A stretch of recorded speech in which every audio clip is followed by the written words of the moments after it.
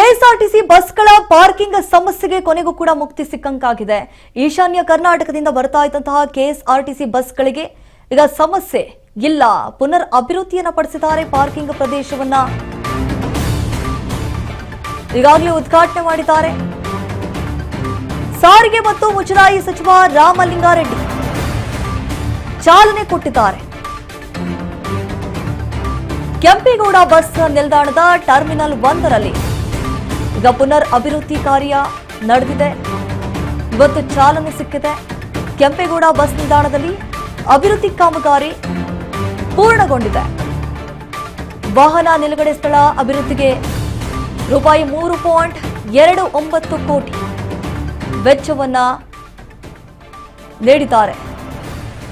ನೋಡಿ, ಇವತ್ತು ಕೆಎಸ್ಆರ್ಟಿಸಿ ಬಸ್ಗಳ ಪಾರ್ಕಿಂಗ್ ಸಮಸ್ಯೆಗೂ ಕೂಡ ಕೊನೆಗೂ ಮುಕ್ತಿ ಸಿಕ್ಕಂತಾಗಿದೆ. ಯಾಕಂತಂದ್ರೆ ಬಸ್ಸನ್ನ ಎಲ್ಲಿ ನಿಲ್ಲಿಸಬೇಕು, ಯಾಕಂತಂದ್ರೆ ನಿಲ್ಲಿಸೋದಕ್ಕೂ ಕೂಡ ತುಂಬಾ ಕಷ್ಟಪಡ್ತಾ ಇದ್ರು ಚಾಲಕರು.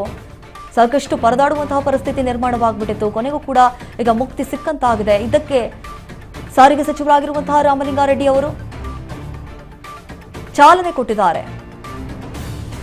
ಪುನರ್ ಅಭಿವೃದ್ಧಿಯನ್ನ ಪಡಿಸಿದ್ದಾರೆ. ಅದಕ್ಕಂತ ಹೇಳಿ 3.29 ಕೋಟಿಯನ್ನ